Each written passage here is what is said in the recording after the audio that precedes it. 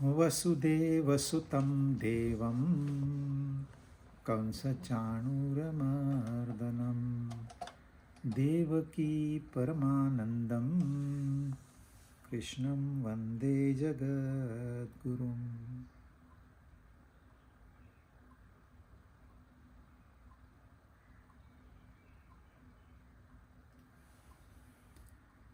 भगवद गीता अध्याय 3 37वां श्लोक हम कर रहे थे। इसके पहले अर्जुन ने प्रश्न पूछा, बहुत अच्छा प्रश्न है, कि मनुष्य पापाचरण क्यों करता है जबकि वो जानता है यह गलत है। मतलब जानते हुए भी वो गलत कार्य क्यों करता है, पाप क्यों करता है। ऐसी कौन सी शक्ति है जो उसको धक्का दे रही है। तो भगवान ने कहा, काम एष क्रोध एष रजोगुण समुद्भव। ये जो रजोगुण से उत्पन्न काम और क्रोध है, यह वह शक्ति है जो मनुष्य को धक्का देके संसार में दुख भोगने के लिए मजबूर करती है। यह काम ही है जो सारे दुखों का कारण है, सारे युद्धों का कारण है, सारे फसादों का कारण है। महाशनो महापाप्मा विद्येनमिह वैरिणाम। ये काम कैसा है? महाशनो, ये आपका पूरा जीवन खा जाएगा, डकार भी नहीं लेगा। काम से शुरू होता है, डेथ बेड तक मनुष्य का काम समाप्त नहीं होता है। उसकी इच्छाएं खत्म नहीं होती है, उसकी आकांक्षाएं, उसकी आसक्ति, उसकी आशाएं, उसकी तृष्णा समाप्त नहीं होती। अब उस समय भी वो कहता है, मुझे ये चाहिए, मुझे वो चाहिए, ये अच्छा नहीं लगता, वो अच्छा नहीं लगता। इसलिए कहा है महाशनो, महापापमा। जितने भी पाप है, पाप कैसे पता चलेगा ये कर्म पाप है? तुरंत हमारे अंदर एक रिएक्शन होती है। आप कोई भी गलत काम करिए, तुरंत आपके अंदर एक रिएक्शन होती है जो आपको बता रही है कि यह कार्य गलत कार्य है, इस कर्म में नहीं घुसना चाहिए। पर हमारी कामना इतनी प्रबल है कि हमको वहां से वो ध्वनि सुनाई नहीं देती। और फिर मनुष्य एज इफ कंपेल्ड, दुर्योधन को पूछा गया ना कि तू ऐसे पाप कर्म क्यों करता है? वो बोला, मैं जानता हूं ये पाप कर्म है। ऐसे नहीं है कि दुर्योधन अनपढ़ गंवार था। तो उसके गुरु थे, वही गुरु जो पांडवों के गुरु थे, उनको शिक्षा मिली थी, वेदों का ज्ञान पढ़ाया गया था, धनुर्विद्या सिखाई गई थी, बाकी कई कलाएं, कई विद्याएं दुर्योधन को आती थी। परंतु वो कहता है, मुझे नहीं पता मुझ में कौन सी वो शक्ति है जो मुझे पाप कर्म में प्रवृत्त करती है। मैं अपने स्वभाव से मजबूर हूं। और वैरी नाम, यह शत्रु है। शत्रु क्यों है? क्योंकि हम चाहते हैं कि सारे दुखों से छुटकारा मिले, और काम क्या करता है? सारे दुखों को लेके आता है। इसलिए वो वैरी है, शत्रु है। हम क्या करते हैं? शत्रु को बुलाते हैं, आओ आओ हमारे घर में आओ। फिर उसका आओ भगत करते हैं, उसको खिलाते हैं, पिलाते हैं, रुष्ट पुष्ट करते हैं, उसके गले लग के सो जाते हैं। और फिर पूछते हैं, संसार में दुख क्यों है?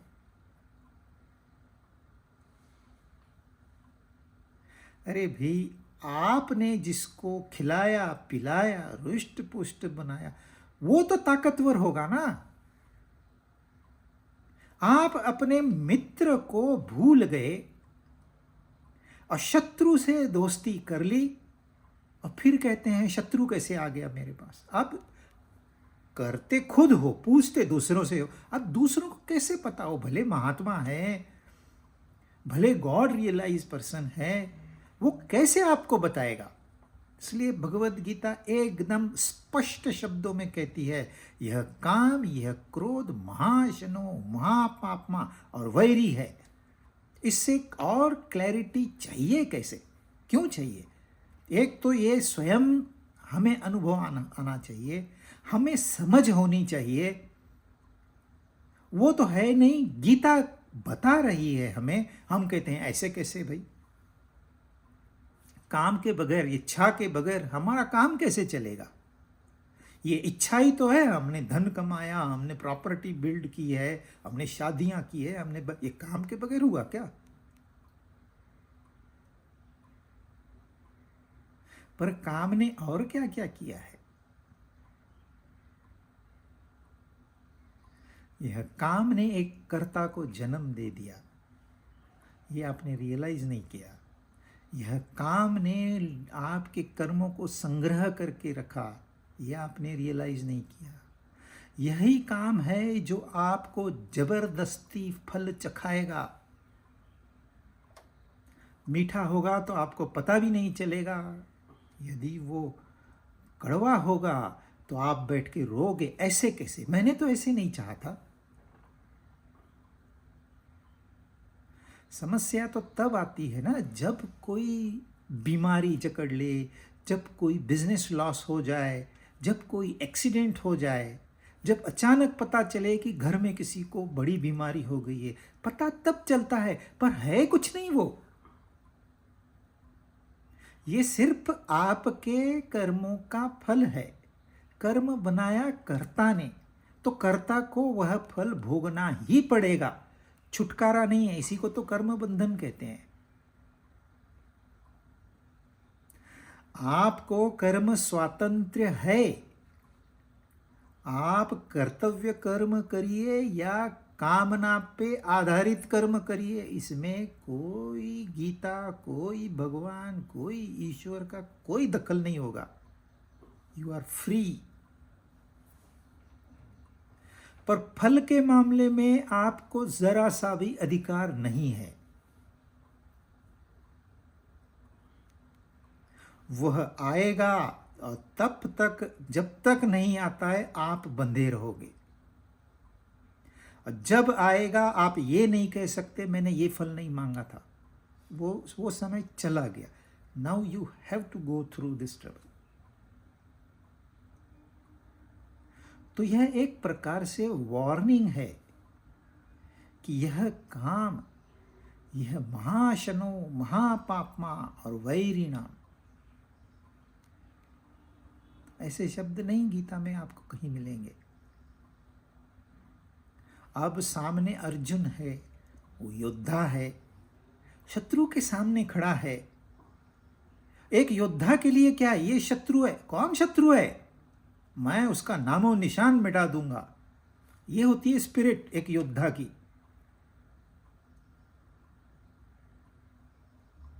तो तुरंत उसने धनुष्य बाण उठा। वैरी? कौन वैरी? मुझे बताओ, अभी मैं हिसाब चुकता कर देता हूं। हम क्या करते हैं, हम वो योद्धा है जो वैरी के चरणों में गिर जाते हैं। लाचार है हम, गुलाम है। एक कामनाएं आपको गुलाम बना देती है, लाचार बना देती है। आप भीख मांग के खाओगे, ये कामना आपसे वो काम करवाएगी जो आपने कभी नहीं चाहा था।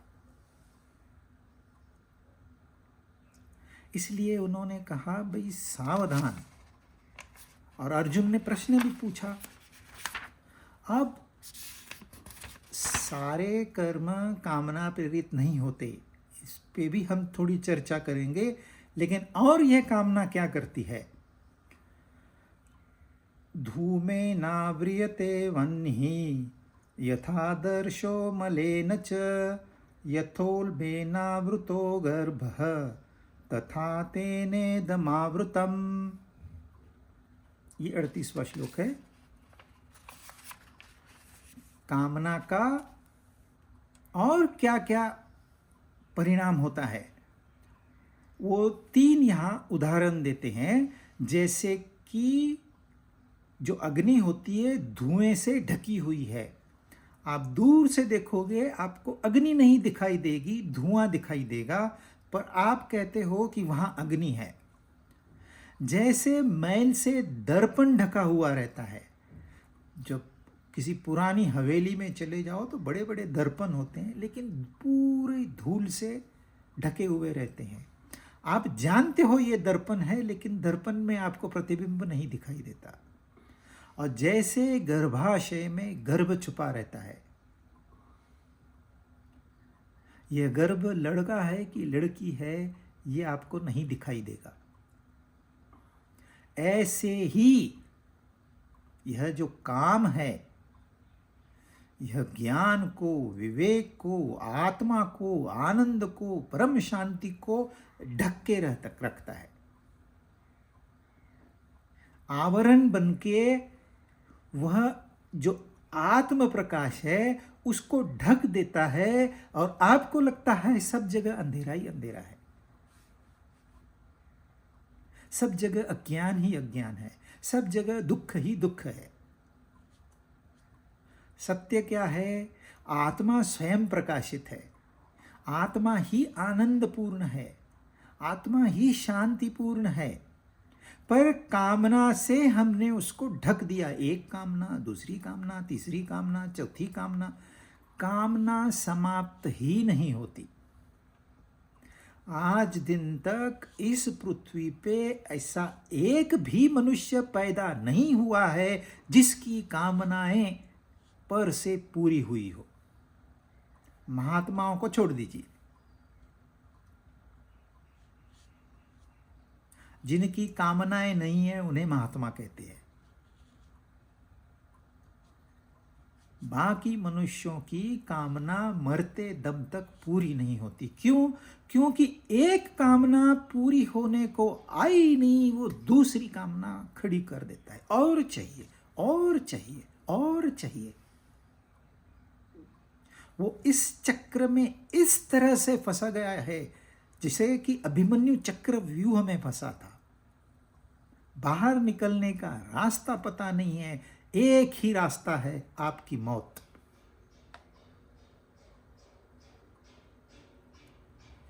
तो यह काम 3 प्रकार से इस ज्ञान को ढकता है, इस विवेक को ढकता है, इस परमानंद को ढकता है।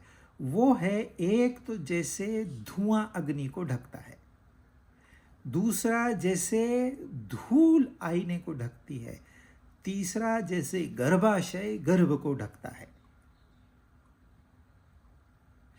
पहले समझ लीजिए कि 3 प्रकार के लोग होते हैं। एक के पास धन है, वस्तु है, खाना है, वो कहता है लोगों के पास नहीं है, चलो थोड़ा सा शेयर कर देते हैं। जो भी है उसका 5%, 10%, 20% वो शेयर कर देता है। भाई हमारे पास मुबलक है, आप भी क्यों भूखे रहते हो, शेयर करिए, आइए। पर यह उसकी कामना होती है कि मैं बांटूं, मैं शेयर करूं। उसको कहते हैं संस्कृति। दूसरे प्रकार के लोग होते हैं, मैंने कमाया है मैं खाऊंगा, ये मेरा है, जो कि नेचुरल है,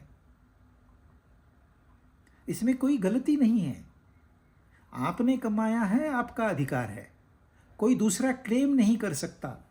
भूखा प्राणी होगा, भूखा इंसान भी होगा, वो आपसे डिमांड नहीं कर सकता, क्योंकि आपने कमाया है, आपका है। इसको कहते हैं प्रकृति, नेचर। तीसरा होता है जिसकी नजर दूसरे के धन पे, दूसरे के श्री पे, वो चाहता है मैं छीन के ले लूं इससे, मुझे तो 4 बीवियां चाहिए, लाऊंगा कहां से, छीन के ले लो।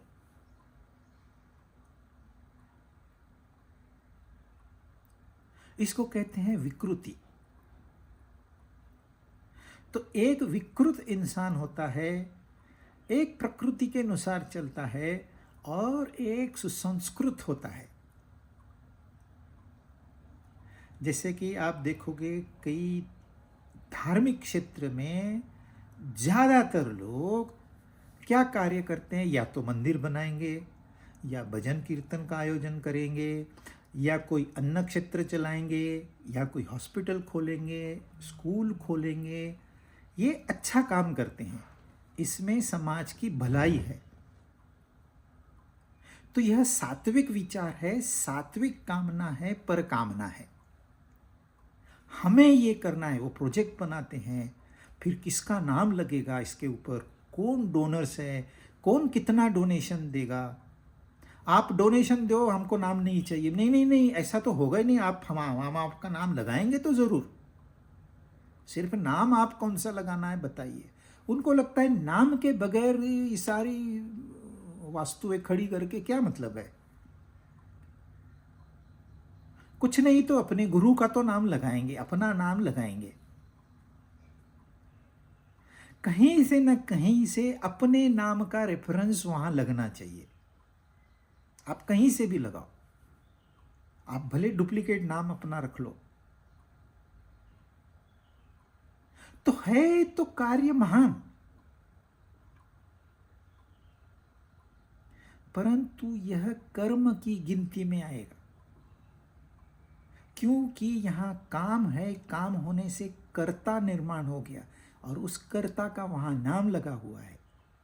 जब कर्ता निर्माण हुआ तो कर्म फल भी आएगा। आपको लगेगा हमेशा कर्म फल मीठा ही होगा, जरूरी नहीं है। जिंदगी भर धार्मिक कार्य किया और आखिरी में नरक में जाके गिरे, ऐसे भी उदाहरण है। जिंदगी भर नरक में काटे, मरने के बाद स्वर्ग में चले गए, ऐसे भी हमारे यहां कहानियां हैं।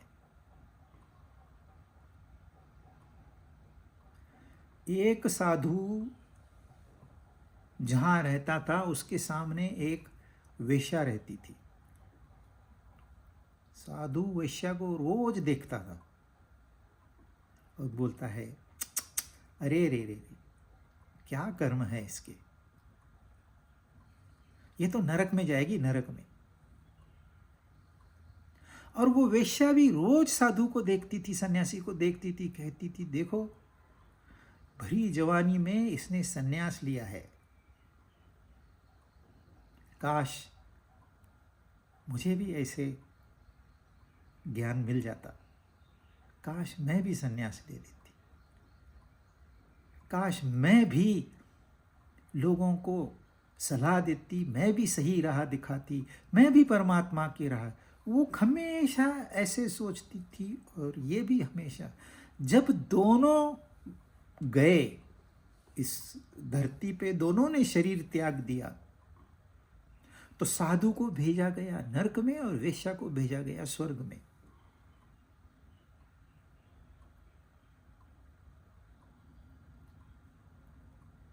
क्योंकि उनके विचारों को रिकॉर्ड किया गया है। यह आपके मन में तो एक विचार आया, आपको लगता है विचार आया, इससे क्या होता है, अरे गलत विचार आया, एक विचार से क्या होता है, मैंने किया तो नहीं ना कुछ। पर यह विचार आपके कर्मों में संग्रहित हो गया, और ये विचार ही आपके जीवन की दिशा को फिक्स करते हैं। आप बैठे बैठे, खाली इंसान बैठे सोचते रहता है, फिर कभी अच्छे विचार भी आते हैं, कभी बुरे विचार भी आते हैं। चलो अच्छे विचार आ गए तो आपका टाइम पास हो गया, मनोरंजन हो गया। पर बुरे विचार जब आते हैं तो आप उसको भी मनोरंजन करके आप समय बिता देते हो, पर आपको ये नहीं पता कि यह आपके संग्रह में जा रहा है, ये रिकॉर्ड हो रहा है कहीं तो। और वो चित्रगुप्त को पता है। चित्रगुप्त ऐसे कोई व्यक्ति या कोई ये नहीं है, यह तो प्रकृति के नियम है। वैसे ये नियमानुसार प्रकृति चलती है, बगैर नियम के नहीं चलती। ऐसे नहीं होगा आज ग्रेविटी इतनी है, कल कम कर दी, परसों बढ़ा दी, ऐसे नहीं चलता है।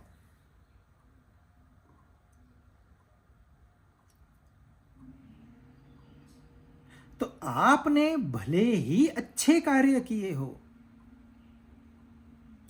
पर उनके पीछे यदि काम है तो उसका रिकॉर्डिंग होगा। यदि काम नहीं है तो उसका रिकॉर्डिंग नहीं होगा और उसका फल भी नहीं मिलेगा। जैसे भगवान कृष्ण ने कहा, ये तीनों लोकों से मुझे क्या लेना देना, मेरा कोई कर्तव्य भी नहीं है, फिर भी मैं कार्य करता हूं। कार्य करता हूं मतलब कार्य हो रहा है, इसमें कामना नहीं है। भगवान की कोई इच्छा नहीं है ये पापी है इसको सजा दो, भगवान की कोई इच्छा नहीं है। ये पुण्यात्मा है इसको बहुत धन दे दो, इसको सारे सुख दे दो, भगवान की कोई इच्छा नहीं है। यदि भगवान भी इच्छा करने लगे तो वो भगवान है ही नहीं।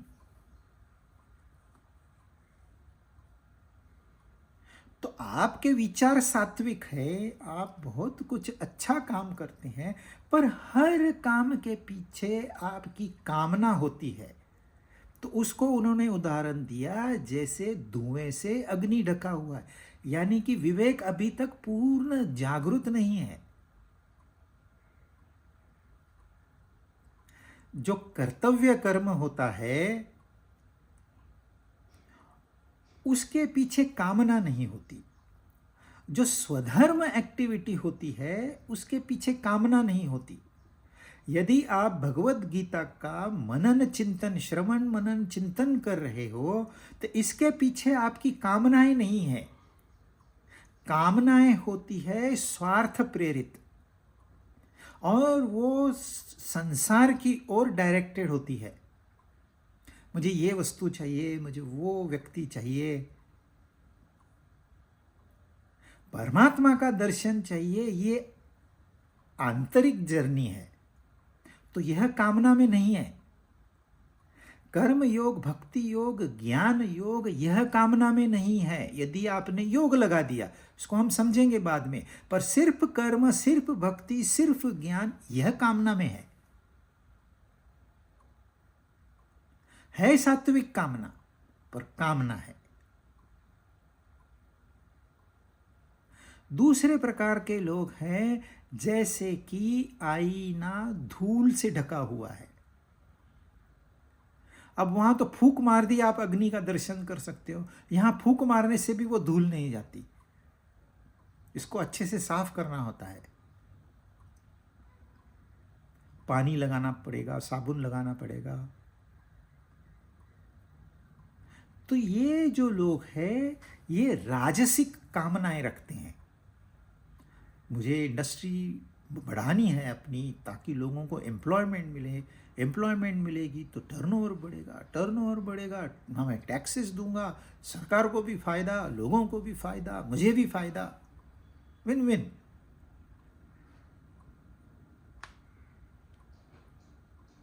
यही इंडस्ट्री आप कर्तव्य कर्म करके भी चला सकते हैं जहां कोई कामना नहीं है।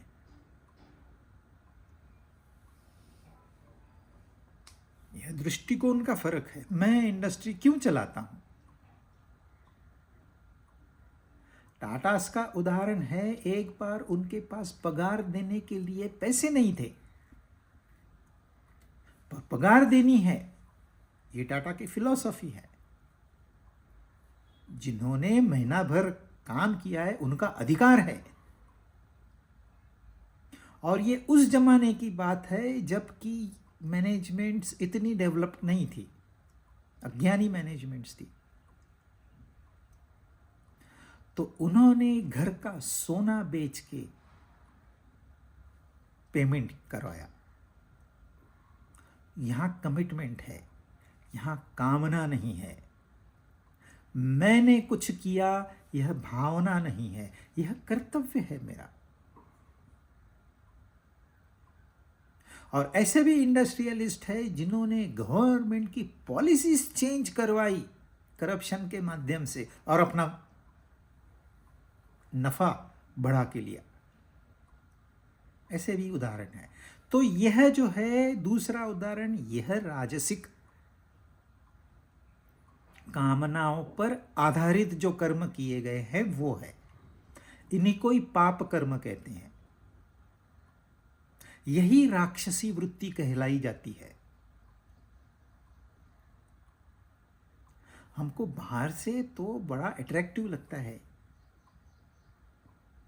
पर जब तक एनालिसिस नहीं किया है, जब तक उसका विश्लेषण नहीं किया है, हमको उसकी खामियां क्या है, गलतियां क्या है, पता नहीं चलती। इसलिए बहुत सोच समझ कर कोई भी कार्य करना चाहिए।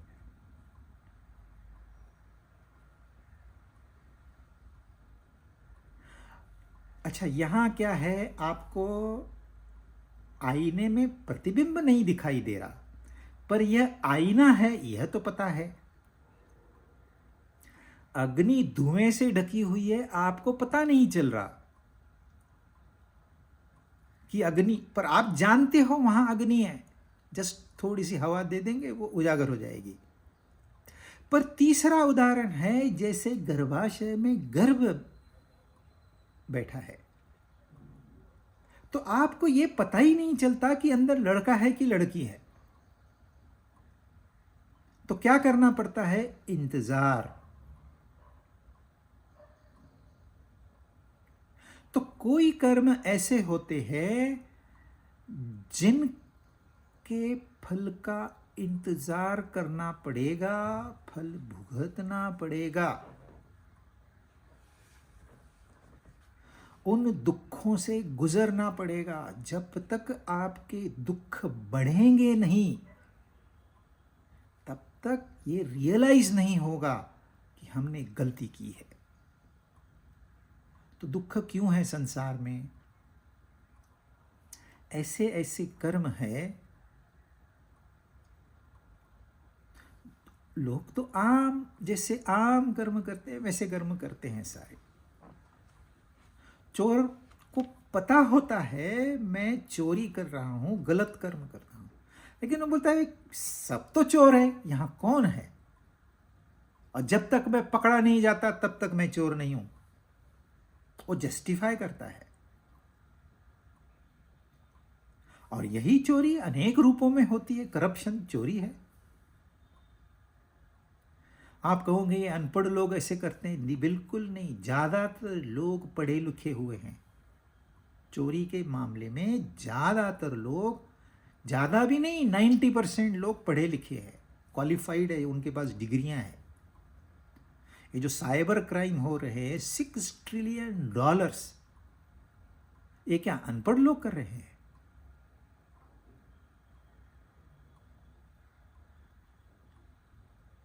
आज डॉक्टरी पेशे में आप ढूंढ के बताओ ईमानदार doctor, highly qualified, highly respected.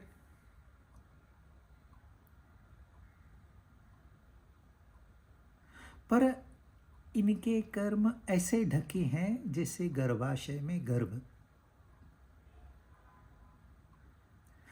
अब इनको छुटकारा पाने के लिए वहां कैसे है, आईना तो साफ कर दिया, हवा फूंक दी, यहां आप क्या करोगे? यहां आपको दुख भोगना ही है। और यह दुख निर्माण हुए हैं स्वयं कर्ता की वजह से। एक कर्ता ने इसको निर्माण किया है अपने कर्मों से, और यह कर्ता को बनाया है इस काम ने। तो यह काम वहां गर्भाशय का काम करता है। ये आपके विवेक को इस तरह से ढक देता है कि विवेक शून्यता, जैसे कि हम बड़े बहादुर है विवेक शून्य, पर समझता है मैं ही बड़ा आदमी हूं। पहले ज़माने में अगर इनकम टैक्स रेड होती थी तो लोग घर से बाहर नहीं निकलते थे, उनको शर्म आती थी। और यदि आज इनकम टैक्स रेड पड़ जाए तो डिज़ाइनर ड्रेसेस पहन के लोग बाहर निकलते। अरे कुछ है इसलिए तो वो आए, आपके पास क्या है? बेशर्मी की सारी हदें पार कर देता है मनुष्य, फिर पूछता है दुख क्यों है।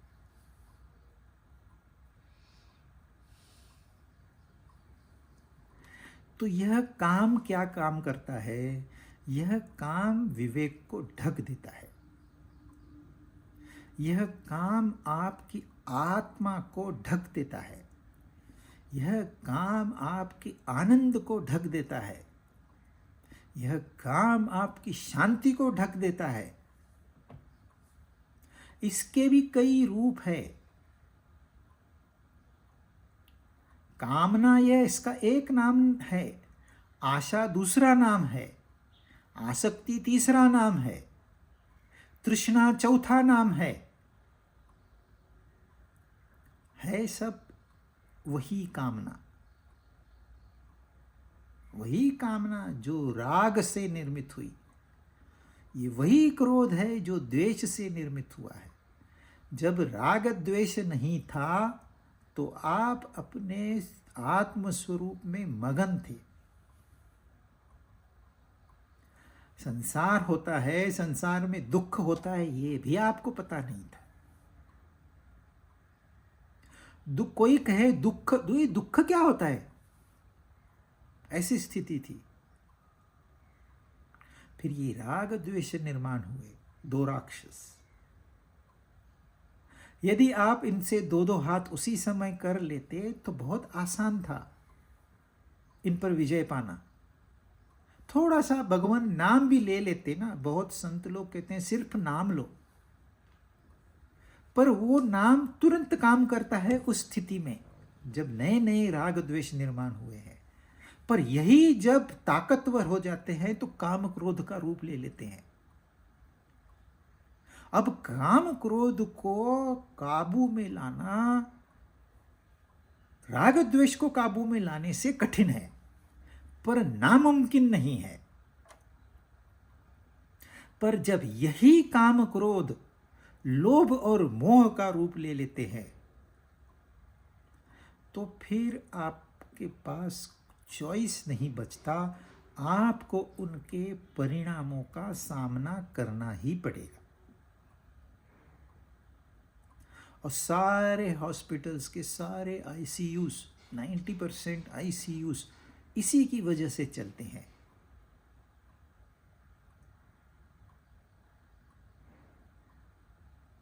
ये वो परिणाम है जिसके कारण आप भूल गए हो।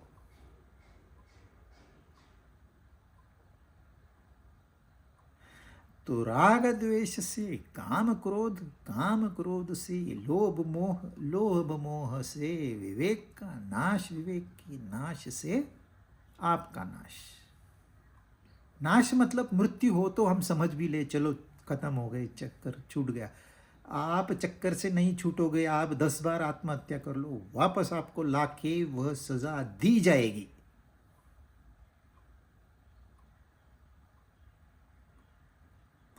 एक बार आपने अपने कर्मों का संग्रह कर लिया तो वो आपको कंज्यूम करना ही है, और उसका एक ही तरीका है, दुखों से आपको जाना पड़ेगा। अब इतना ही चॉइस है, हंस के जाइए या रो के जाइए।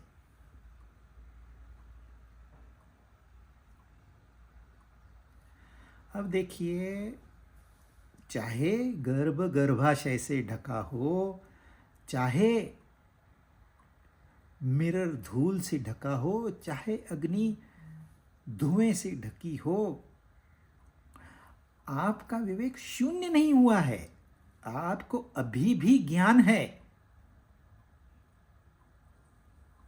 कि यह काम की वजह से मेरा आत्मस्वरूप ढका हुआ है। यह विवेक समाप्त नहीं होता किसी का भी। आप कितने भी महा से महापापी भी हो तो भी आप में कहीं न कहीं विवेक विवेक जागरूक जरूर होता है, क्योंकि मनुष्य योनि में वही तो एक वरदान है। आप वहां से भी लौट के आ सकते हो। उदाहरण, रत्नाकर जो कि एक ड्रेडेड डेकॉइट था, नाम सुनकर लोग डरते थे। मतलब अगर पता चल जाए कि इस जंगल में रत्नाकर है तो वो जंगल तो छोड़ दीजिए, उसके आसपास के जंगल में भी कोई नहीं भटकता था। पर एक राम नाम मिल गया, क्या हो गया? Complete transformation. मूलभूत बदल। कहाँ रत्नाकर, कहाँ ग्रेट वाल्मीकि ऋषि, पर बीच में ऐसे नहीं है कर्मों से उनको छुटकारा मिला, नहीं, बीच में उनको उस तप से गुजरना पड़ा, जो कि आसान नहीं है। पर उन्होंने स्वीकारा। उंगली माल लोगों की उंगलियां काटता था और गले में उसकी माला पहनता था। जब उसकी मुलाकात बुद्ध से हुई, उसमें बदलाव आ गया। पर कर्म तो है ना, पुराने कर्म तो छूटेंगे नहीं, तो सजा तो भुगतनी है। तो जब राजा के सिपाही उसको लेने आए, खुशी खुशी, चलो चलो यार, मुझे मौका मिल रहा है पाप धोने का, आ जाओ, मैं आता हूं आपके साथ, सजा दीजिए, जो सजा देनी, कड़ी से कड़ी सजा, जल्दी मुझे इससे मुक्ति चाहिए। तो सजा भी, दुख भी इंसान हंस के गुजार सकता है, यदि वह ज्ञान हो जाए। तो यहां पेसिमिज्म नहीं है कि आपने कर्म कर दिए, अब फल भोगते बैठिए। आप वही कड़वा फल, आपको पता है, मैं रोके भी खाऊंगा हंस के, क्योंकि मैंने तो क्रिएट किया है ना। मैंने जब बीज बोते वक्त मैंने कांटों वाला बीज बोया, अब मैं चाहता हूं मुझे आम मिले, तो ये तो मुमकिन नहीं है। इतनी समझ मनुष्य में यदि आ जाए तो उसके लिए कांटे भी सुखदायक हो जाएंगे। परंतु काम कितना पावरफुल है, ये पूरा आपका जीवन कंज्यूम कर लेगा। ये एकदम लास्ट डे पे मनुष्य को रियलाइज होता है, भाई मैंने क्या किया, पूरा जीवन व्यर्थ गंवाया। पर तब ध्यान में आके फायदा नहीं है, क्योंकि आपका जीवन वो काम ने खा लिया है, हजम हो गया उसको। इसलिए जब भी विचार आए तो विचार करिए कि यह विचार मुझे कहां ले जाएगा। बस इतना नियंत्रण जिसने कर लिया, उसने काम पे विजय प्राप्त कर ली।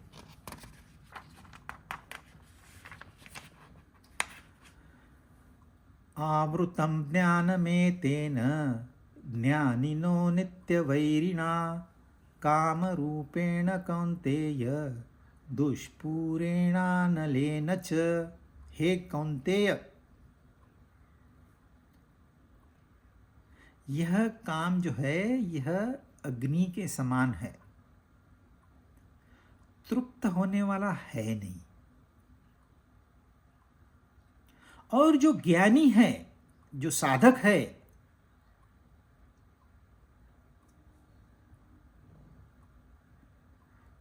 उनका भी यह विवेक ढक देता है। जिन्होंने संन्यास लिया है कि नहीं, हम अब आध्यात्मिक मार्ग पे है, हमको संसारी वस्तुएं नहीं चाहिए, पर यह काम जो अंदर बैठा है, यह उनका भी विवेक ढक देता है। वही काम जिनसे आपने वस्तुएं तो छीन ली, पर कुछ परिस्थितियां आने पर वो बड़े आवेग से प्रकट हो जाएगा। इसलिए यह नित्य वैरी है। आप आध्यात्मिक मार्ग पे भी चले गए ना, ये काम आपको छोड़ेगा नहीं। तो इससे एक बार फाइट करके काम नहीं होगा। ये नित्य वैरी है तो नित्य फाइट करनी है। बाद में ये रूटीन हो जाएगा, पर तब तक तो रोज इससे लड़ाई करनी है, युद्ध करना है और इस पे विजय प्राप्त करनी है। और ये है कैसा, अग्नि के जैसा। आप इसमें कितना भी फ्यूल डालिए, वो खत्म करेगा, बोलेगा और दो। इसलिए जो यज्ञ कुंड, जो पहले यज्ञ करते थे, उसमें 3 प्रकार की आहुतियां डालते थे। अभी भी जो करते हैं वो डालते हैं। एक तो लकड़ी होती है, फिर दूसरा कुछ वो धान्य लेके आते हैं, वो डालते हैं, और तीसरा होता है घी। 3 प्रकार की आहुति उसमें डाली जाती है। और आप आहुति डालते रहिए, वो गायब हो जाएगी। आपको सिर्फ वहां राख मिलेगी और कुछ नहीं, जो किसी काम की नहीं है। तो इतनी सारी लकड़ियां डाली, इतने सारे जौ पदार्थ या दूसरे हमने खाने के पदार्थ डाली, इतना घी डाला, गया कहां? वो जो फायर है सारा कंज्यूम कर गई। और फिर बोलती और डालो, नहीं तो मैं बुझ जाऊंगी। एक तो है सात्विक आहुति, घी, प्योर घी, शुद्ध घी। इसलिए हमको लगता है हमारी कामनाएं तो शुद्ध है, परंतु है वो भी कामना, क्योंकि वो अग्नि उसको भी भस्म कर देगी। जहां मैं है, मेरा या मेरी है, वह कामना ही है।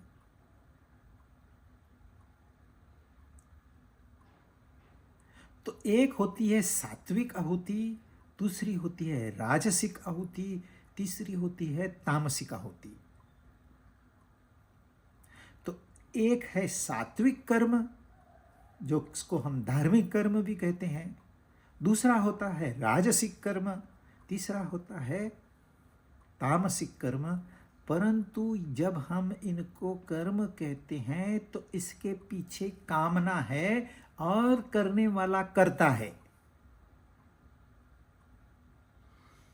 जहां कामना है वहां करता है, जहां करता है वहां कर्म फल है, और तो और प्रारब्ध भी है।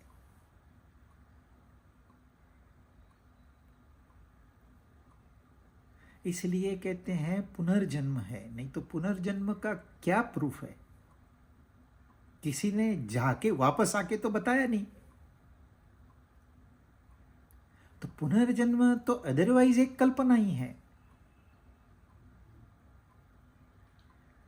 परंतु सारी कामना करने के बाद में जब फल भोगने का समय आएगा, कहेगा मैं आत्महत्या कर देता हूं।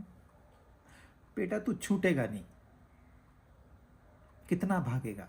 तू नहीं भाग सकता। भागने के लिए तेरे पास जमीन ही नहीं है।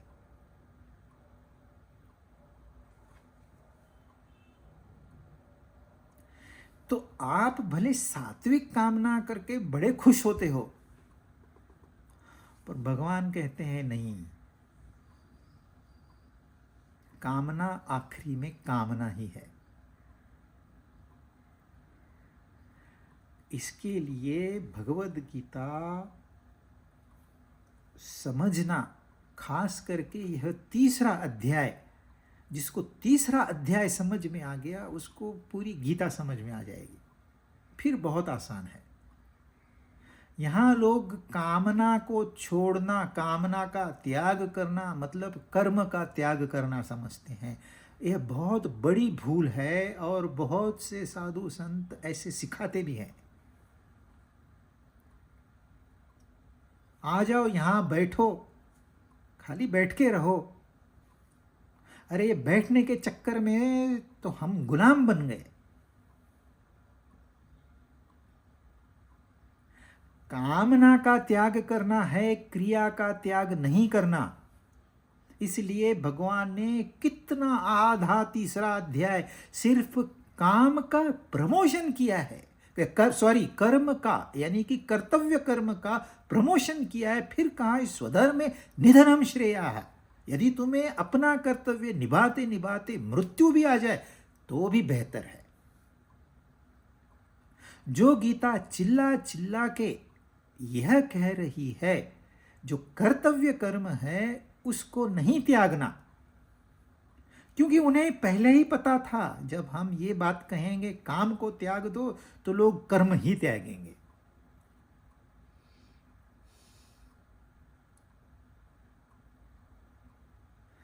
तो भगवत गीता का यह बहुत बड़ा संदेश है, और यह गीता में जितना स्पष्ट रूप से आया है और कहीं नहीं है, कि सकाम कर्म नहीं करना भाई, निष्काम कर्म करना है। क्योंकि आप सकाम कर्म के पीछे सारी जिंदगी दे दो ना, कितनी आहुति डाल सकते हो बताओ? कितना घी डाल सकते हो? 1 ton, 2 ton, 5 ton, 100 ton, 1000 ton, वह अग्नि भस्म कर ही लेगी। अब देखो यूरोप में वाइल्ड फायर अब कंट्रोल नहीं हो रही, टेम्परेचर बढ़ गया, लोग मरे, हजारों लोग मरे, कई बेघर हो गए, कंट्रोल नहीं कर पाए। यही कामना है।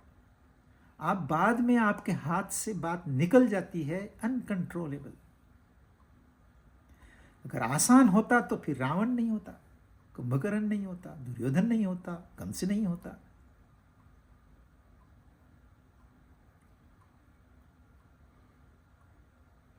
तो ये इसका इतना सुंदर एनालिसिस काम का आपको और कहीं नहीं मिलेगा। पर इससे हमें यह समझना है कि काम का त्याग करना है, इच्छा का त्याग करना है, आसक्ति का त्याग करना है, तृष्णा का त्याग करना है, आशा का त्याग कर, ये सब श्रीलिंगी है। वो डिलिबरेटली उन्होंने डिज़ाइन ऐसे किया है कि ताकि आपके ब्रेन को कुछ चालना मिले, आप कुछ सोचो। पर हमने उसको कोल्ड स्टोरेज में डाल दिया है, उसका यूज ही नहीं करना। एआई चाहिए हमको। क्या करूं, मुझे ऐसी ऐसी तकलीफ है, क्या करूं? अब एआई यदि आपको गलत बताता है तो आप गलत करोगे, क्योंकि यू आर डिपेंडेंट। आपने अपना इंडिपेंडेंस बेच दिया है।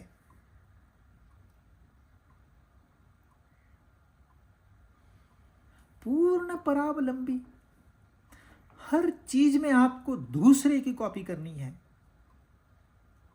कहां जा रहे, कहां ये ज़ेन जी की बातें सुन के ऐसे लगता है कि किसने इनको यह संस्कार दिए होंगे।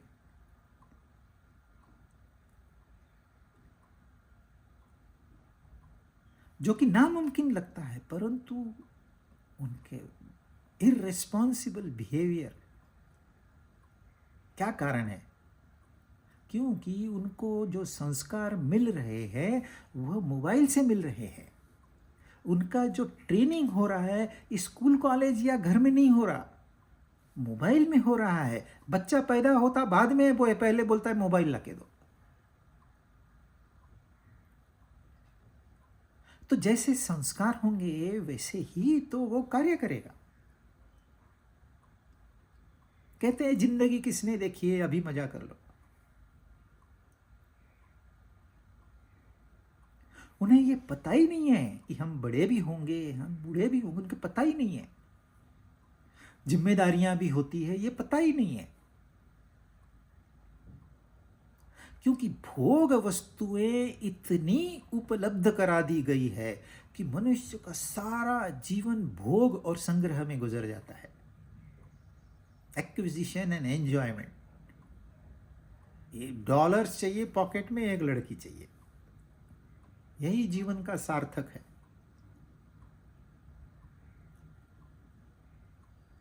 और फिर क्या होता है, आप बाद में को तो देखो, अच्छा उसका हुआ क्या, कभी एनालाइज तो किया है आपने?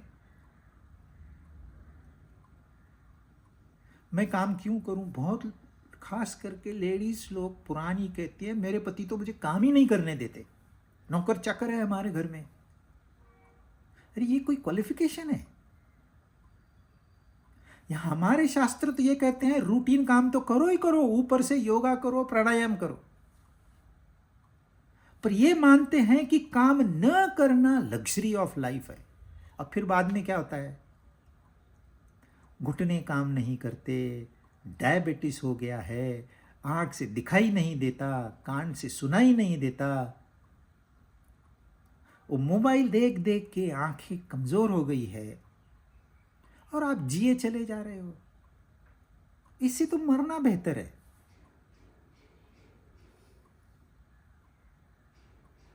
तो यह सारे रोग निर्माण कहाँ से हुए? यह प्रकृति ने नहीं दिए हुए हैं, यह मनुष्य ने बनाए हुए हैं अपनी सोच से। मनुष्य ने बहुत कुछ अच्छा भी निर्माण किया है। मनुष्य ने चांद पर अपना कदम रखा है,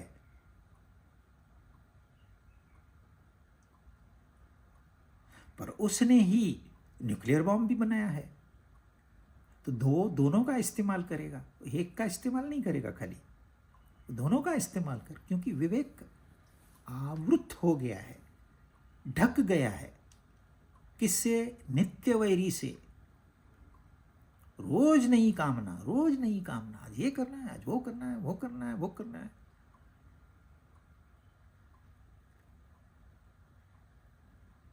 आप बड़े बड़े उद्योग चलाइए बगैर कामना के, वो पॉसिबल है। प्रभु राम, उनका राम राज्य आज भी प्रसिद्ध है। उन्होंने अपने कार्य नहीं छोड़ा। क्या छोड़ा? सिर्फ कामना छोड़ी। कृष्ण ने अपना राज्य वहां बसाया, वो उनको तो हस्तिनापुर आने की जरूरत ही नहीं थी।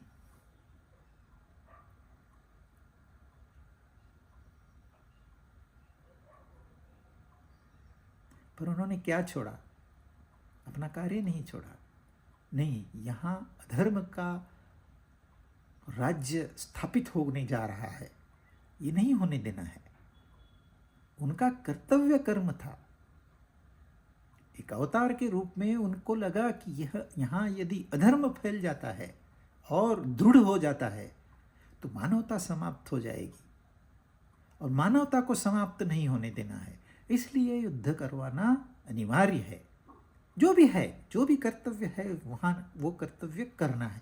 कर्तव्य करना है, इसमें कामना नहीं है। धर्म की स्थापना कामना नहीं होती। कामना क्या होती है और कामना क्या नहीं होती है, दोनों का अभ्यास होना चाहिए।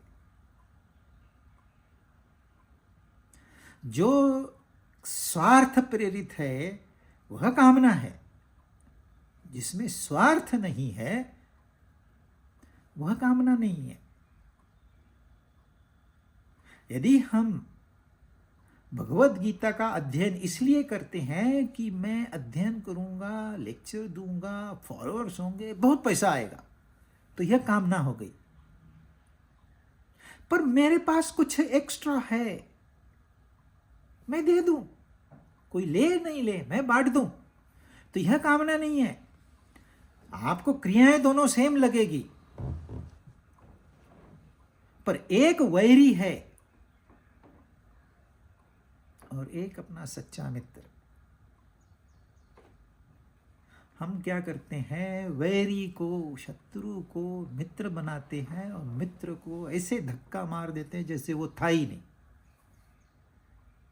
इसलिए भगवान कहते हैं तुम स्वयं अपने मित्र हो, तुम स्वयं अपने शत्रु हो। यह मन जो है ना, ये बड़ा विचित्र है। इसको यदि आप छोड़ देंगे तो ये कामना के पीछे कामना, कामना के पीछे कामना, इतनी कामनाएं बनाएगा आप एक जन्म नहीं 1000 जन्म लीजिए, ययाति राजा को 1000 साल मिले जीने को, 1000 साल। आखिरी में वो मौत को कहता है चल बाबा मुझे लेके चल, थक गया मैं। ये कामनाएं पूरी नहीं होती, थक गया बेचारा। उसके बाकी पुत्र उसके पहले चले गए, अपनी अपनी आयु उन्होंने पिता, वो समझ गए कोई जीने में मतलब नहीं है,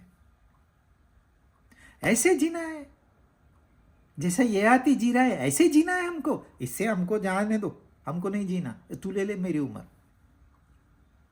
लाचार बन के जियोगे, गुलाम बन के जियोगे। पुत्र को समझ में आ गई, छोटा 20 साल का पुत्र था उसका, उसको समझ आ गई। वो बोलता है मौत मुझे लेके चल। और पिताजी कहते हैं तू तो 20 साल का है, तू क्यों जा रहा है? तूने तो कुछ देखा है? मैंने देखा, तेरे को देखा, तू इतना लाचार बन के घूम रहा है, मैं भी तो यही करूंगा 100 साल की उम्र में, मैं भी लाचार बन के घूमूंगा, तब जाऊं। वैसे लाचार बनने के जाने से मैं ऐसे ही जाता हूं। पुत्र को समझ में आ गई, पिता को समझ नहीं आई। यह कामना छोड़ेगी नहीं जब तक आपका सत्यानाश नहीं होता है, यह आपको छोड़ेगी नहीं। ये उसका स्वभाव है, आप समझिए, यह मन का स्वभाव है। कितने लोग, कितने मैंने देखे हैं, मेरे बचपन में देखे हैं मैंने, कुछ साल 5-7 साल रेगुलरली हर महीने लॉटरी की टिकट लेते थे, भगवान की मूर्ति के सामने रखते थे, उसकी पूजा करते थे कि आज नहीं लगेगी, कल लगेगी, अगले महीने लगेगी, कभी तो कभी लगेगी। कितने पैसे उनके बर्बाद हो गए, कितनी मेहनत बर्बाद हो गई, नहीं लगी। आशा के सहारे 7 साल गायब। आपकी उम्र 7 साल कम हो गई कि कोई आपको कहे आपकी उम्र में 7 महीने से कम कर देता हूं, तो आप ऑब्जेक्शन लोगे। 7 दिन तो भी आप ऑब्जेक्शन, 7 मिनट वो भी मंजूर नहीं है। भाई ऐसे कैसे, मेरी उम्र है, मैं पूरा जीऊंगा। पर आपने 7 साल बिता दिया, आपको पता भी नहीं चला।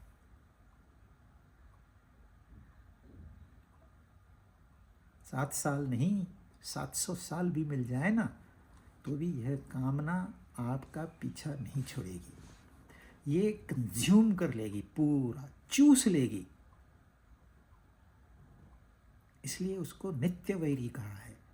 अच्छा, 3 बार भगवत गीता जैसे ग्रंथ एक ही बार कहते हैं, दूसरी बार भी नहीं, एक ही बार कहते हैं, लेकिन 3 बार उन्होंने काम को नित्य वैरी कहा है।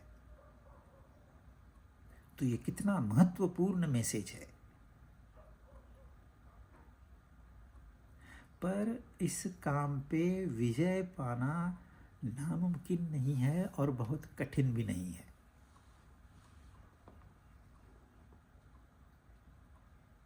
गीता ने जो विश्लेषण किया है उसके ऊपर रोज मनन करना, चिंतन करना हमारा कर्तव्य बनता है। तब हमें सत्य समझ में आएगा। और सत्य के बगैर पूरा जीवन व्यर्थ है, क्योंकि या तो आप सत्य पर निर्भर रहोगे या कामना पर निर्भर रहोगे। और कामना पर निर्भर रहोगे तो मार्ग नीचे ही ले जाएगा, विनाश की ओर ही ले जाएगा। और ध्यान सत्य की ओर है तो आप सिर्फ तरक्की करोगे। तरक्की यानी कि पैसा नहीं,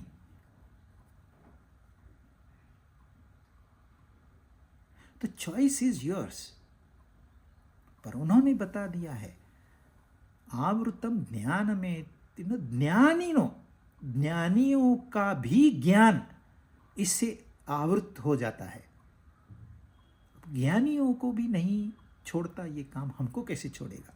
इसलिए यह नित्य वैरी है। अब इसके ऊपर कैसे विजय प्राप्त करें, इसको हम अगली बार सोचेंगे।